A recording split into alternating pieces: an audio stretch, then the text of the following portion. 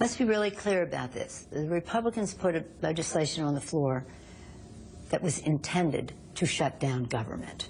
For them, that's a victory, because they're anti-government ideologues who dominate the Republican Party. They wanted to defund Obamacare. No, they want to shut down government.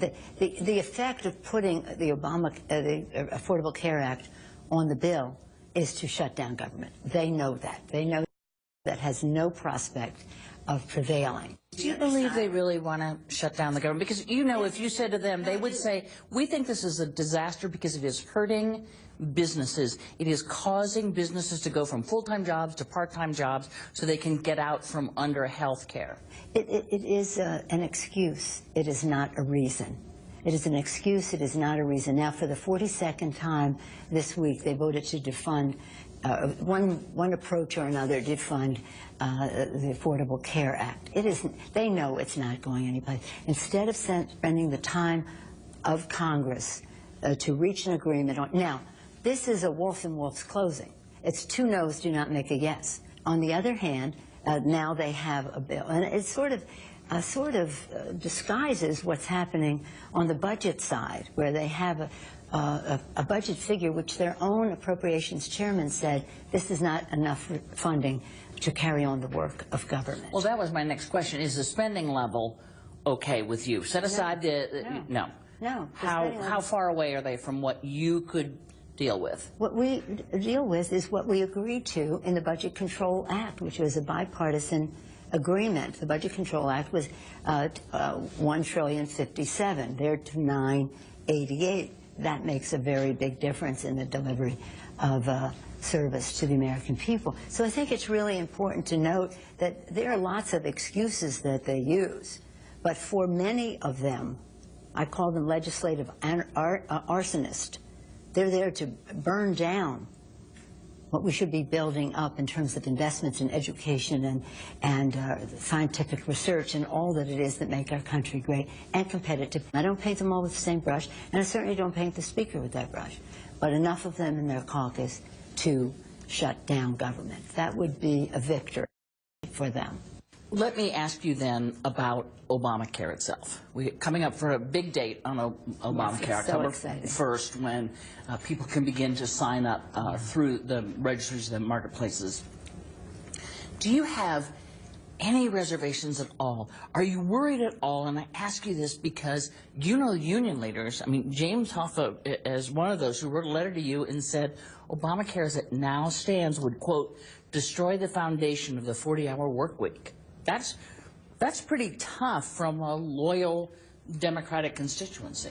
Well, we're working on the issue that relates to all of these multi-employer plans, which unions are one and some are charities. Bargaining rights or otherwise, where there's more than one employer involved in a contract. More than one employer in a contract. And that has to be certainly clarified. There's just so much the President can do within the law, but there is some leeway to facilitate, as we are in the Congress, under the exchanges.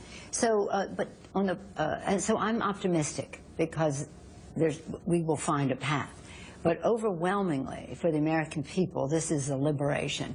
This is life, healthy life, liberty, the freedom to pursue your happiness, which could be follow your passion for good rather than follow your be constrained by your policy. It's about wellness, it's about prevention, it's about a healthier America. It's not reducing the deficit so far. Well, it is because by any measure you see that the cost of health care in our country the rate of increase has greatly reduced. Right, but it's still increasing. Well, but we're on the right path, and the bill isn't implemented yet.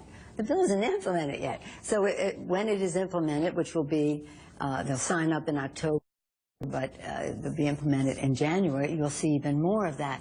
And this will reduce cost, again, public, privately, individually, to people. And so when they talk about wanting to reduce the deficit or we're going to abolish Obamacare, they're completely wrong. Now, has that message gotten out? Obviously not adequately. No chance you would agree to put it off, as some are thinking of, with the debt ceiling, some Republicans are thinking, why don't we attach a year-long delay for people to sign up for Because they don't, because these are people who do not believe in a public role. They think that Social Security has no place in a free society. That's why they want to privatize it. They think that Medicare should wither on the vine. That's why they're voucherizing. So this isn't a good faith initiative. This is an excuse to again, hand it all over to their friends, the insurance companies, or, again, not have a public role in this important initiative. So you wouldn't agree to anything that involved a year-long delay for people signing up for insurance in the marketplace? Absolutely, positively not. No way. Absolutely, positively not. It's important for people to get the advantages that they will have, and in order to do that, you enlarge the pool to do it. I am hearing now from your Republican colleagues that the debt ceiling, which the battle over which comes next month, or maybe early November, whenever it comes. I think next week you're going to start talking about it. Well, we actually hit it at some point. Okay, in middle October. In middle October.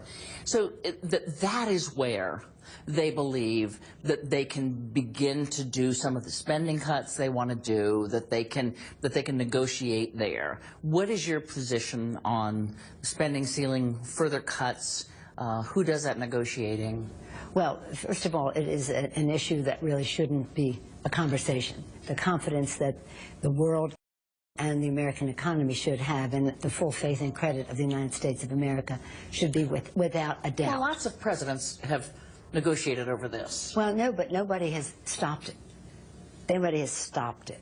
But again, I just have to point out that President Clinton, President Bush, President Reagan, and this president have all negotiated the debt ceiling and given up something for that. So why now is it just, no, we can't do this? Because the cupboard is there. There's no more